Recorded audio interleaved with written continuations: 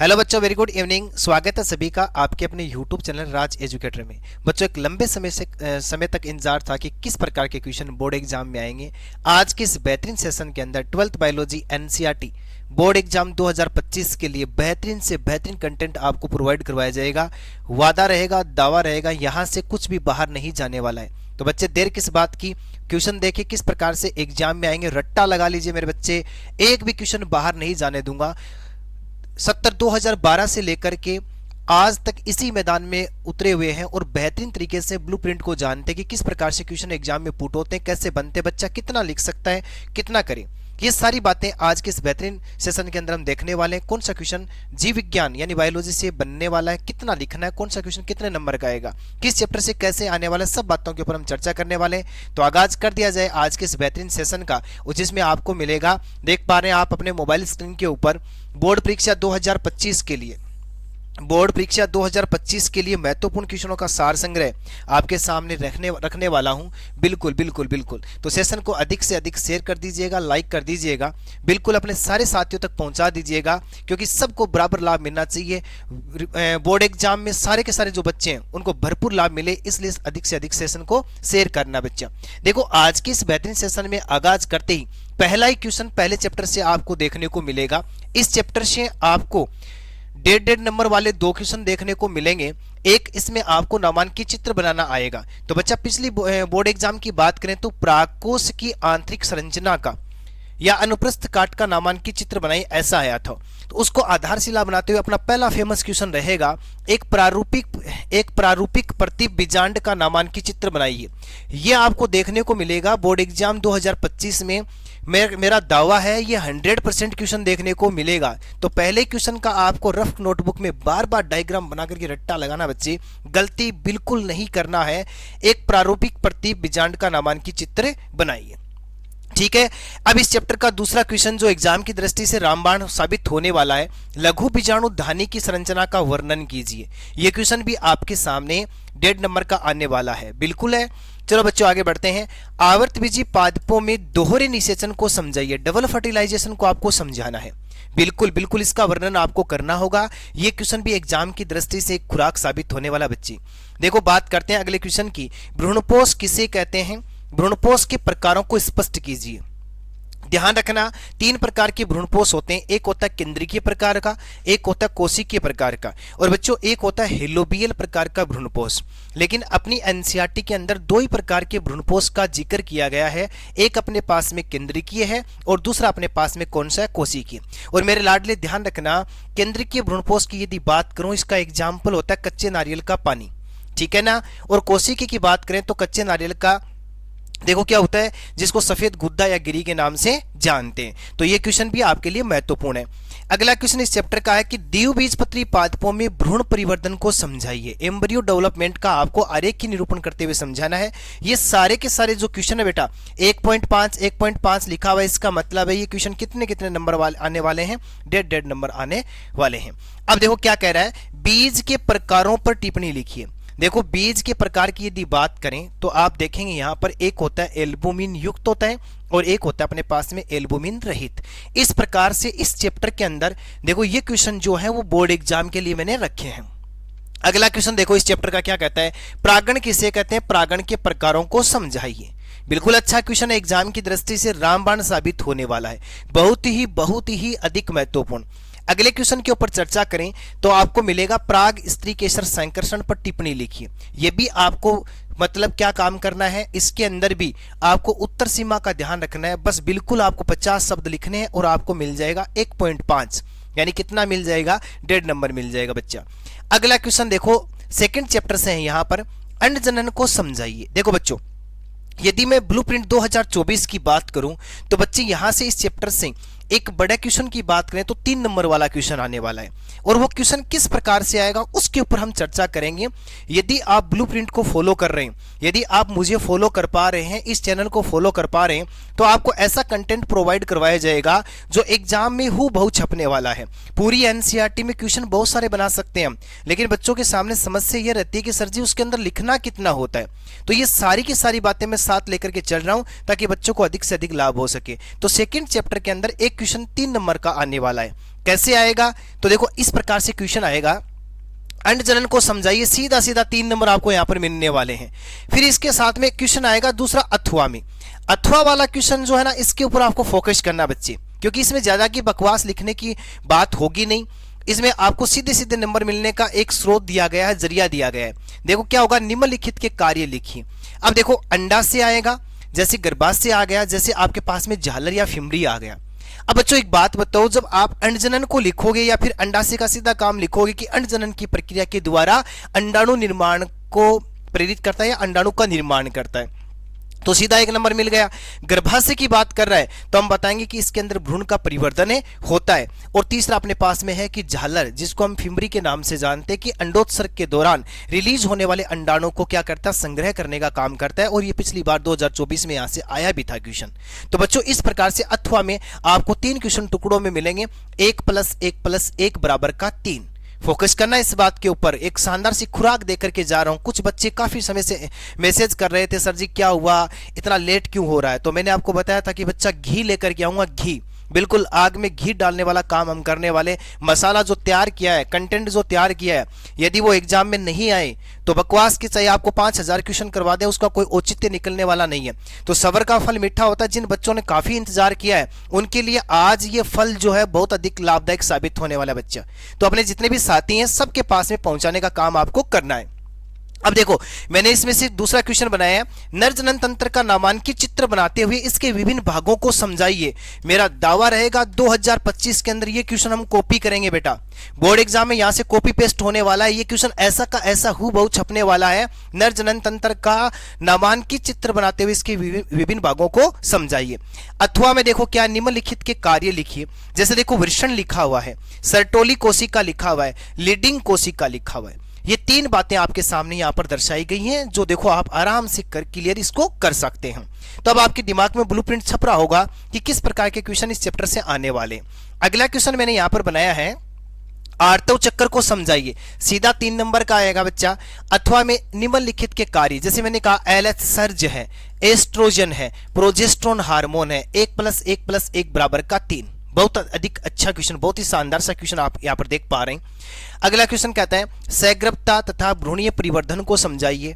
अथवा निम्नलिखित का एक एक कार्य, जैसे देखो अपराधिया, पोस्कोरक का नाम लिया, रिलेक्सिन का नाम लिया, 1 + 1 + 1 बराबर का 3। ये क्वेश्चन आपके सामने रहने वाला है।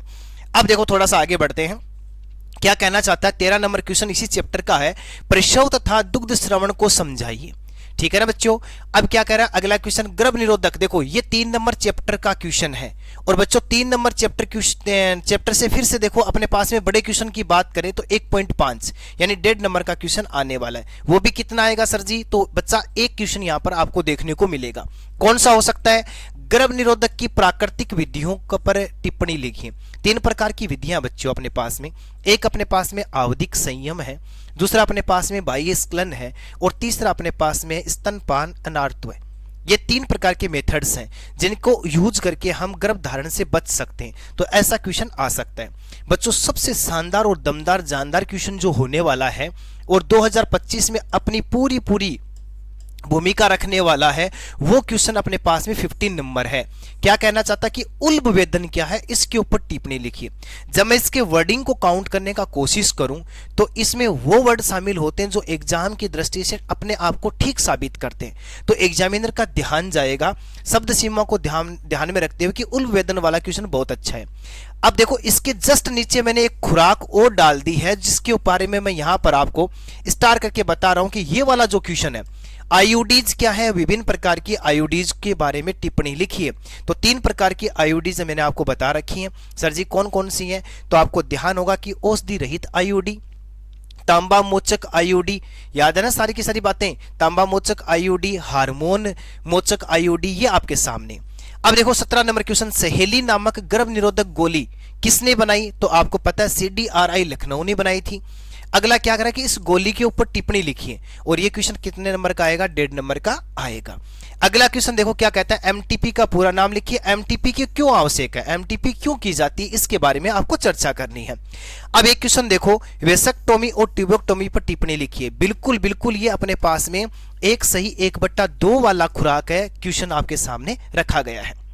अगला क्वेश्चन देखो, यौन संचारित रोग STI या STD क्या है? किन्हीं 4 यौन संचालित रोगों के नाम लिखिए। तो सिफिलिस है, गोनेरिया है ना, हर्पीज है, जन्निक परिसर्प है, लैंगिक मस्से हैं, HIV है, हेपेटाइटिस B है या यकृत शोथ B है। ये सारे के सारे यौन संचालित रोगों की श्रेणी में आते हैं। अब देखो क्या कह रहा है, सहायक जनन प्रौद्योगिकी किसे कहते हैं? किन्हीं 3 विधियों के ऊपर टिप्पणी लिखिए। ये क्वेश्चन 2024 में आया हुआ क्वेश्चन है, ठीक है ना। यहां से आगे ये जो क्वेश्चन था वो 2024 में ऐसा क्वेश्चन पूछा गया था। अब देखो मैं श्रृंखला को आगे बढ़ाता हूं। आपके सामने अगला क्वेश्चन इस चैप्टर का जनसंख्या विस्फोट क्या है, इसके कारण लिखिए। 2013 में आया हुआ क्वेश्चन है बच्चे, ध्यान देना। जनसंख्या विस्फोट क्या है, इसके कारण आपको बताने हैं। जनन स्वास्थ्य समस्या क्या है, इसको रोकने के उपाय लिखने हैं। अब देखो चैप्टर नंबर 4 की बात करते हैं, और चैप्टर नंबर 4 में भी आपको 1.5 यानी आपको 1.5 नंबर वाले 2 क्वेश्चन यहां से टक्कर देने वाले हैं बच्चा। 2 क्वेश्चन आपको 1.5 नंबर वाले पूछे जाएंगे।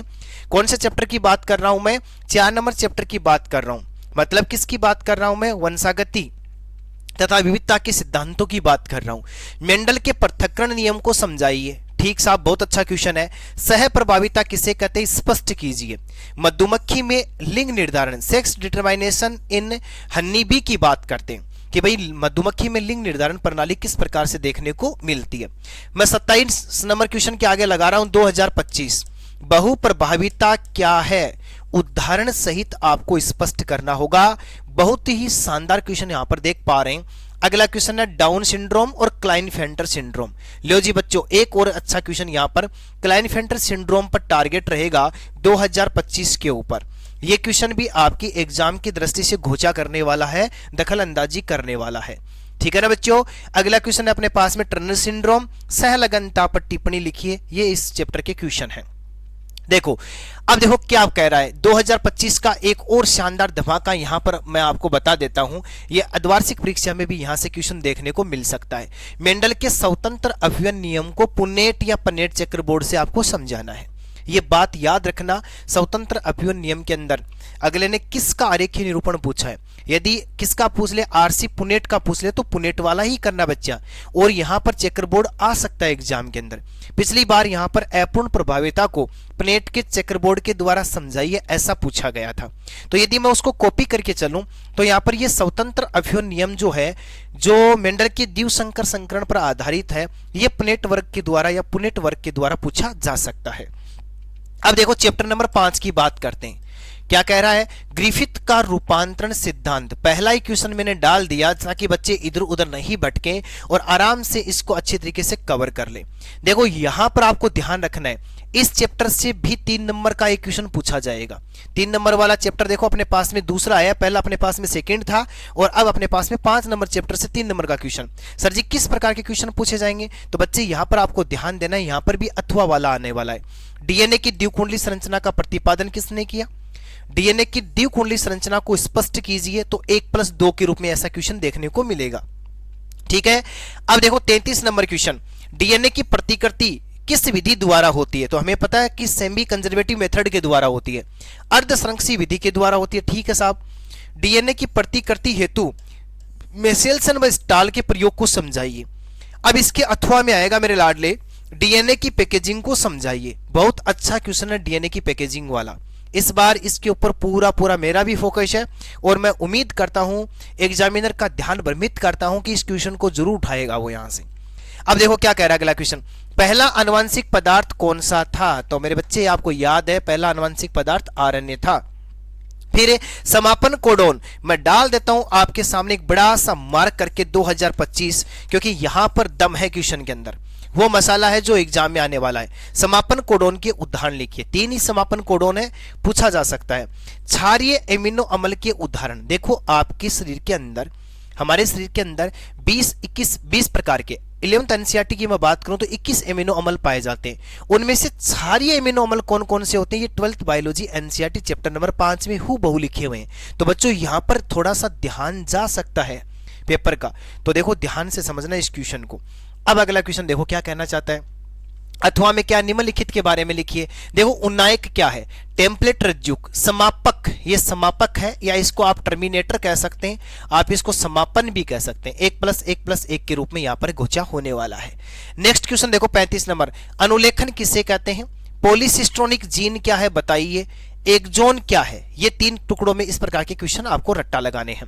फिर देखो बच्चों क्या कह रहा है, आनुवंशिक कूट किसे कहते हैं, अथवा के रूप में क्वेश्चन पूछा जाएगा। आनुवंशिक कूट की कोई 4 विशेषताएं आपको बतानी है। किस आरएनए में एंटीकोडोन फंदा पाया जाता है, ये साहब आप छोटे क्वेश्चन में भी देखने को मिलेगा ये, और बड़े क्वेश्चन में टुकड़ों में आएगा। किस आरएनए में एंटीकोडोन फंदा पाया जाता है, एंटीकोडोन भुजा किस में पाई जाती है, तो सर जी हमें पता है ये टी आरएनए में पाया जाता है। अब देखो यूटीआर का पूरा नाम और अंतरण आरएनए, देखो ध्यान से समझना, अंतरण आरएनए की द्वितीयक संरचना किस प्रकार की दिखाई देती है, तो मैंने आपको लिखवा रखा है क्लोरलीफ मॉडल के समान, जिसको तृतीय संरचना के नाम से जानते हैं। अब देखो इसके अथवा में क्या छपा हुआ मिलेगा। अब काम की बात सुन लो बच्चों, मानव जीनोम परियोजना क्या है, ये पूछा जाएगा। मानव जीनोम परियोजना के लक्ष्य लिखिए, ठीक है, बहुत अच्छा ये लिखिए बेटा। यहां पर मनुष्य में ज्ञात सबसे बड़ी जीन डिस्ट्रोफिन होती है, जिसमें जीनों की संख्या पूछिए 2.4 करोड़ जीन पाई जाती है। मनुष्य के अंदर सबसे बड़ी जीन का नाम होता है डिस्ट्रोफिन, ठीक है ना। तो आपको अंडरलाइन करते हुए याद करना है, क्वेश्चन में मार्क करेगा 1+1+1 बराबर का 3। बेटा इसके अथवा में डीएनए अंगुली छापी, डीएनए फिंगरप्रिंट में वीएनटीआर क्या है, इसकी फुल फॉर्म बताना, आपको बताना इसके बारे में। पुनरावर्ती डीएनए किसे कहते हैं। अब इसके बाद तीसरा पॉइंट है इसमें, डीएनए अंगुली छापी में पीसीआर पर टिप्पणी लिखी है। मैं कहता हूं पीसीआर के लगा रहा हूं मैं यहां पर 2025। ये साहब एक और मसाला, शानदार सा, दमदार सा क्वेश्चन, ठीक है ना। अब देखो ये जो 38 नंबर क्वेश्चन है, ये चैप्टर नंबर 7 से लिया है मैंने। तो सर जी 6 नंबर चैप्टर कहां गया, विकास वाला। बेटा विकास वाले चैप्टर से objective fill in the blanks और वन लाइनर के रूप में क्वेश्चन पूछे जाएंगे। तो अब देखो यहां पर अपने पास में ये जो क्वेश्चन है 7 नंबर, ये तो वैसे भी अट्रैक्टिव है, आपको अट्रैक्टिव करेगा, क्योंकि यहां पर 4 नंबर का एक बड़ा क्वेश्चन पूछा जाएगा। क्या कहेगा, देखो मलेरिया रोग का रोगजनक व वाहक बताइए, मलेरिया रोग के जीवन चक्र पर टिप्पणी लिखिए, हिमोजोइन क्या है लिखिए। ऐसा क्वेश्चन हमने डाला है 7 नंबर चैप्टर से। अब इसके अथवा में डाल दिया बच्चा मैंने, विषाणु संक्रमित कोशिकाएं किस प्रोटीन का स्राव करती हैं। बहुत अच्छा क्वेश्चन देख पा रहे हैं आप। सेकंड होगा उपार्जित प्रतिरक्षा में अनुक्रिया में प्राथमिक व द्वितीयक अनुक्रिया क्या होती है, उसके अंदर आपको डिफरेंस लिखना है। इसका तीसरा पॉइंट है सक्रिय और निष्क्रिय प्रतिरक्षा में अंतर लिखिए। और यहां पर देखो मैंने डाला है 100%, यानी 2025 में टुकड़ों में क्वेश्चन पूछा जाएगा कि सक्रिय और निष्क्रिय प्रतिरक्षा में अंतर लिखिए, बहुत अधिक महत्वपूर्ण होने वाला है। निम्नलिखित पर टिप्पणी लिखिए। 39 नंबर क्वेश्चन, एलर्जी क्या होता है, स्व प्रतिरक्षा क्या है, टीकाकरण क्या है, कोशिका माध्यित प्रतिरक्षा क्या है। ये माध्यित है बेटा, ध्यान से समझना। और यहां पर 4 नंबर, 1+1+1+1 बराबर का 4 नंबर का क्वेश्चन, ठीक है ना। अब देखो अगली बात करते हैं, अथवा में है निम्नलिखित पर टिप्पणी लिखिए। देखो अस्थि मज्जा, प्लीहा, श्लेष्म संबंध, लसिकाभ उत्तक और थाइमस। जिस बच्चे को ये नहीं मिले तो अपने नोट्स में जाना है और 7 नंबर चैप्टर के लास्ट वाले पेज के ऊपर जाना है, वहां पर आपको अच्छी तरीके से लिखवाया हुआ है अस्थि मज्जा क्या है, प्लीहा क्या है, श्लेष्म संबंध, लसिकाभ उत्तक क्या है और थाइमस क्या होता है, ठीक है ना बच्चों। अब अगला क्वेश्चन क्या कहता है, इसी देखो ये जो क्वेश्चन इसी चैप्टर का है, कैनेबिनोइड किससे प्राप्त किया जाता है, कैनेबिस सेटाइवा से प्राप्त किया जाता है, ठीक है साहब। अब क्या कह रहा है, तंबाकू में पाए जाने वाले विषैले रासायनिक पदार्थ का नाम बताइए। साहब बिल्कुल निकोटीन होता है। एल्कोहल से पड़ने वाले, देखो ये क्या लिखा है, एल्कोहल से पड़ने वाले हैं भाई, ये पड़ने वाले कुप्रभाव, ज्यादा बियर पीने से, शराब पीने से क्या कुप्रभाव होते हैं आप अच्छे से जानते हैं, उसके बारे में यहां से क्वेश्चन पुट किया जाएगा। नेक्स्ट क्वेश्चन देखो अथवा में, ये मैं यहां पर छोटे क्वेश्चन के रूप में यहां डाल रहा हूं 2025 का, और इसके पहले वाले पेज से एक शब्द दिया हुआ था, एनसीईआरटी ने ब्लैक कलर में हेडिंग किया हुआ, हेडलाइट किया हुआ, और वहां से क्वेश्चन पुट कर लिया था। आगे वाले पेज पर यह है, विनिवर्तन संलक्षण किसे कहते हैं, ठीक है ना। और मोरफिन की रासायनिक संरचना को आपको बार बार रफ नोटबुक में बना बना करके याद करना बच्चों, याद रख लेना मेरी बात को, आज की बात कही हुई याद रख लेना। 2025 में आपको मार्च में जब पेपर मिल जाएगा तब आपके हाथ में होगा ये क्वेश्चन। मॉर्फिन की रासायनिक संरचना बनाइए। ओपियोइड्स क्या है, इसके प्रभाव लिखिए। ऐसा क्वेश्चन आपको देखने को मिलेगा। अगला क्वेश्चन, एक जीवाणु, किसी एक जीवाणुजनित रोग का नाम और उसके रोगजनक का नाम बताइए। कोई बता सकते हो? तो आपके चैप्टर में यदि मैं बात करूं, सबसे पहला जो डिजीज आपकी बुक में दिया हुआ है वो है टाइफाइड। याद है ना? वो टाइफाइड किसके कारण से होता है? तो साल्मोनेला टाइफी बैक्टीरिया के कारण से होता है। मेरी मिलान को आप जानते होंगे ना, वो एक वाहक थी। वो जो पैसे से क्या थी, रसोईया थी। वो टाइफाइड फैलाने का काम करती थी, वाहक के रूप में काम है करती थी। और इसके लिए विडाल टेस्ट को काम में लिया जाता है। तो मैंने क्वेश्चन डाला कि विडाल टेस्ट किस रोग की पुष्टि करता है, तो आपको ध्यान रखना है टाइफाइड। तीसरा पॉइंट डाला मैंने, मेरी मिलान क्या है, तो मेरी मिलान एक रसोईया थी पैसे से। ठीक है। अगला क्वेश्चन, न्यूमोनिया रोग का रोगजनक बताइए। तो अपने पास में 4 हो गए इसमें, 1 2 3 4, तो इस प्रकार से 4। अगला क्वेश्चन देखो, फाइलेरिया रोग का रोगजनक लिखिए। ठीक है। एस्केरिस मानव में कौन सा रोग फैलाता है? देखो एस्केरिस जो होता है ना, वो मानव में कौन सा रोग फैलाने का काम करता है, इसके बारे में भी आपको डिस्कस करना बच्चे। देखो किस अंग को प्रभावित करता है, ये बड़ा इंपॉर्टेंट होने वाला है। दाद किसके कारण होते हैं, ये आपको लिखना है। मच्छरों के नियंत्रण के लिए कौन सी मछली नदियों में या पानी जहां पर इकट्ठा होता है वहां पर डाला जाता है? गेम्बूसिया मछली को आपको याद रखना है। अब देखो क्या कहना चाहता है, एड्स को समझाइए, कैंसर के बारे में समझाइए। ये आपको मैंने इसलिए बताया है कि ये क्वेश्चन 2024 में आया हुआ है।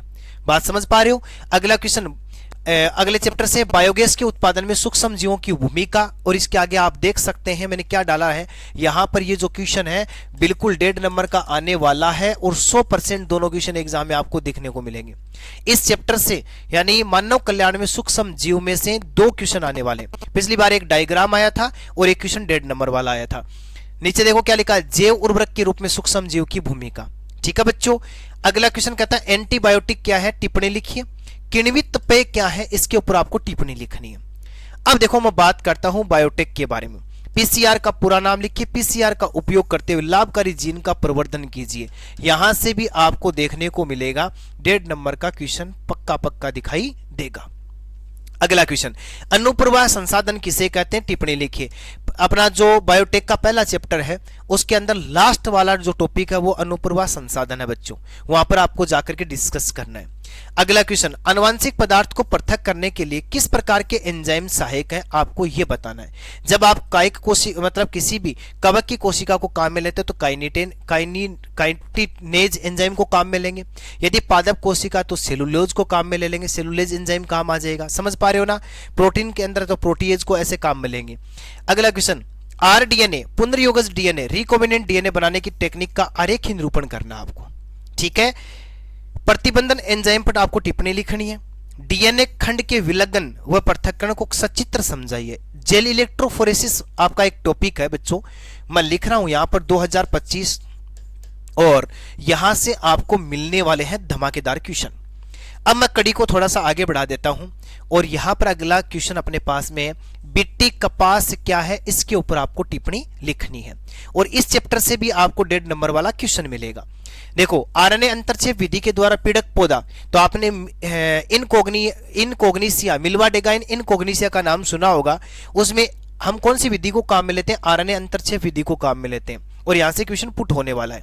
नेक्स्ट क्वेश्चन देखो बेटा, जीएमओ यानी जेनेटिक मॉडिफाइड ऑर्गेनिज्म। ठीक है ना? यहां पर क्या है कि आनुवांशिकता निर्मित इंसुलिन के ऊपर आपको टिप्पणी लिखनी है। आपको पता होगा कि जो कृत्रिम रूप से जो इंसुलिन बनाई गई थी जिसका नाम रखा गया था ह्यूमुलिन, उसके बारे में आपको ध्यान से करना होगा। नेक्स्ट क्वेश्चन कहता है जीन चिकित्सा क्या है। 4 वर्षीय बालिका में सबसे पहले जीन चिकित्सा का प्रयोग किया गया था। अब आपको पता ही होगा, आप एडीए के बारे में अच्छे से जानते हैं, और यह क्वेश्चन दम लगाएगा पूरा का पूरा यहां पर। 58 नंबर क्वेश्चन आपको क्या कहना चाहता है, आनुवांशिक रूपांतरित जीव किसे कहते हैं, और जीएम पौधों के लाभ बताइए। चैप्टर के 2nd पेज के ऊपर आपको देखने को मिलेगा गोल्डन राइस। बताया था ना मैंने आपको, गोल्डन राइस और फ्लेवर सेवर टमाटर के बारे में कुछ लिखा हुआ है। गोल्डन राइस की यदि मैं बात करूं तो ये विटामिन ए से भरपूर प्रकार का धान है जिसको बनाया गया था। ठीक है। अब कड़ी को आगे बढ़ा देता हूं। इस चैप्टर के लास्ट पेज पे लिखा हुआ बायोपेटेंट और बायोपायरेसी क्या है, 1.5 नंबर वाला क्वेश्चन। अब सुनो बच्चों काम की बात। अगला क्वेश्चन अपने पास में है, अपना जो चैप्टर है वो है जीव समष्टि वाला चैप्टर की जब बात करता हूं मैं, तो वहां से क्वेश्चन आएगा चर घातांक की समष्टि वर्दी का वर्णन कीजिए। और यहां से भी बच्चों 3 नंबर वाला क्वेश्चन वो भी अथवा में आएगा। फिर देखो अथवा मैंने क्या लिखा, समष्टि घनत्व किसे कहते हैं, समष्टि वृद्धि को प्रभावित करने वाले 4 कारकों को बताइए।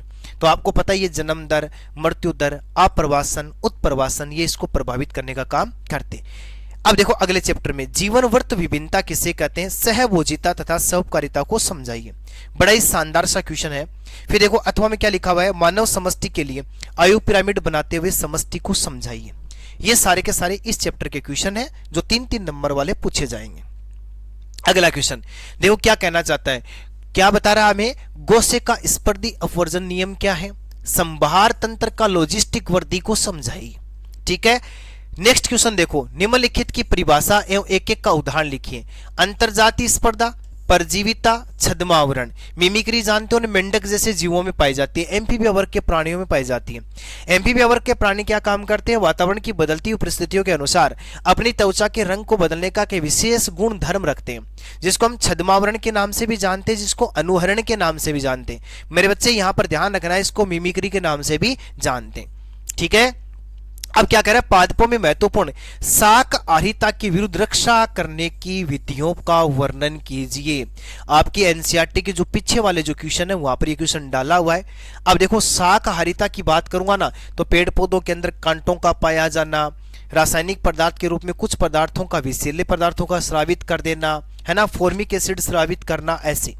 अब देखो पारितंत्र वाला, पारितंत्र में संख्या व जैव भार के पिरामिड। मैं कहता हूं पहला ही क्वेश्चन इस चैप्टर का, यानी 4 नंबर का क्वेश्चन पूछा जाएगा और 2025 का पहला ही कर लो भाई मार्क। क्या कह रहा है कि संख्या के पिरामिड बताने और आपको जैव भार के पिरामिड बताने। बच्चों क्वेश्चन टुकड़ों में आएगा, एक डेफिनेशन पूछी जाएगी या एक छोटा क्वेश्चन साथ में पूछा जाएगा। प्राथमिक उत्पादन किसे कहते हैं। ठीक है, अब अथवा हम देखो क्या लिखा हुआ है, सकल प्राथमिक उत्पादकता की बात करते हैं, एक पारितंत्र में ऊर्जा प्रवाह को समझाइए। ठीक है ना। नेक्स्ट क्वेश्चन क्या कहना चाहता है कि मृतपोषी किसे कहते हैं, खाद्य श्रृंखला व खाद्य जाल। भाई साहब खाद्य श्रृंखला व खाद्य जाल आग लगाने वाली है। बहुत दमदार क्वेश्चन आपको यहां पर देखने को मिलेगा, पक्का रट्टा लगाना है, बहुत ही शानदार क्वेश्चन है। पोषण स्तर किसे कहते हैं, उत्पादकता क्या है समझाइए। और पारितंत्र किसे कहते हैं, पारितंत्र में ऊर्जा प्रवाह का 10% का नियम। आपको पता ही है कि 10% का नियम किसने दिया था, कैसे लिखा जाता है। इसी चैप्टर से एक छोटी सी परिभाषा है, प्रकाश संश्लेषणात्मक सक्रिय विकिरण। बेटा मैंने आपको कोष्टक में लिखवाया है, फोटोसिंथेटिकली एक्टिव रेडिएशन, ऐसा कुछ लिखवा रखा है, PAR लिखवा रखा है। आपको जाना है वहां पर नोट्स में और इस क्वेश्चन की जो लाइन है उसको उठाना है। लास्ट चैप्टर की बात करते हैं, पिछली बार आया था अंतः स्थानीय संरक्षण को समझाइए, इस बार उसका ही दोस्त है बही स्थानीय संरक्षण को उदाहरण सहित समझाइए। अगला क्वेश्चन, जैव विविधता किसे कहते हैं, आनुवंशिक व जातीय जैव विविधता के बारे में यदि बात करें तो उसके बारे में आपको बताना है। अब नेक्स्ट क्वेश्चन की बात कर लेते हैं मेरे बच्चे, ध्यान से समझना इस चैप्टर का अगला क्वेश्चन। जैव विविधता के जातीय क्षेत्र संबंध प्रतिरूप पर टिप्पणी आपको लिखनी है। 1.5 नंबर का क्वेश्चन है। रिवेट पोपर परिकल्पना को ध्यान से पढ़ लेना, बहुत ही बकवास सी एक रिवेट पोपर परिकल्पना जो है आपको लास्ट वाले चैप्टर में मिलेगी, जैव संरक्षण वाले चैप्टर में। ठीक है ना, जैव विविधता संरक्षण वाले में जैव विविधता क्षति के कारण, मैं कहता हूं लगाओ 2025 और इसका तो लगाओ ही क्या, रट्टा लगा दीजिएगा, जैव विविधता क्षति के कारण क्या हो सकते हैं। ठीक है ना। अब देखो अगला, जातीय विविधता का महत्व पारितंत्र में लिखिए। जैव विविधता तप्त स्थल, हॉट स्पॉट के बारे में क्वेश्चन डाला है मैंने यहाँ पर, हॉट स्पॉट के बारे में क्वेश्चन डाला है कि हॉट स्पॉट किसे कहते हैं। विश्व में 34 हैं और भारत में 3 हॉट स्पॉट माने गए हैं। सर्वाधिक जैव विविधता कहाँ की है तो आपको पता ही है, अमेजन के उष्ण कटिबंधीय वर्षा वन के अंदर सर्वाधिक जैव विविधता पाई जाती है। जैव विविधता के लिए ऐतिहासिक सम्मेलन कहां पर हुआ था तो आपको पता ही, ऐतिहासिक सम्मेलन रियो डी जनेरिया में हुआ था, पृथ्वी सम्मेलन के नाम से जाना गया था। उसमें अलग अलग देशों ने भाग लिया था। बात समझ पा रहे हो। और बायोडाइवर्सिटी को कैसे कंजर्वेट कर सकते हैं, ये सारी की सारी बातें। इस प्रकार से मेरे को तो इस एनसीईआरटी के अंदर जो 13 चैप्टर दिए हुए बच्चे, वहां पर जितने महत्वपूर्ण क्वेश्चन मुझे फिल्टर करने थे, मुझे केवल 75 क्वेश्चन मिले। इन 75 क्वेश्चन को तो आपको रट्टा लगाना ही लगाना है। जो बच्चा बड़ी शिद्दत के साथ में इन क्वेश्चन का रट्टा लगाएगा, अच्छे से इनको कर पाएगा, वो बच्चा डेफिनेटली 56 नंबर का जो पेपर होगा उसमें 50 नंबर को क्रॉस कर जाएगा, आराम से क्रॉस कर जाएगा। तो बहुत ही शानदार तरीके से इनको मोटिव मानते हुए लास्ट की लाइन तो मैं हमेशा ही बोलता हूं कि do not depend only guest paper. आपको गेस्ट पेपर के ऊपर ही निर्भर नहीं रहना है, आपकी माइंड फ्रिक्वेंसी ऐसी होनी चाहिए कि आप हर एक चीज को कवर करें। फिर भी बहुत सारे ऐसे विद्यार्थी हैं जिनके साथ में ये समस्या थी, कैसे क्वेश्चन बनता है, कैसे उसका उत्तर हमें लिखना है, इन सारी बातों को खत्म करने के लिए आज का एक बेहतरीन सेशन आपके सामने रखा गया, जिसमें कंप्लीट एनसीईआरटी से only 75 questions for board exam, very very important question, बहुत ही शानदार मसाला, दमदार मसाला। तो बिल्कुल अधिक से अधिक शेयर करना है, क्लास को, सेशन को लाइक करना है। लाइक करने से काम चलने वाला नहीं बच्चे, जब इनको रट्टा लगाओगे, खूब सारे नंबर लाओगे, तब काम अपना बनने वाला है। Thanks a lot.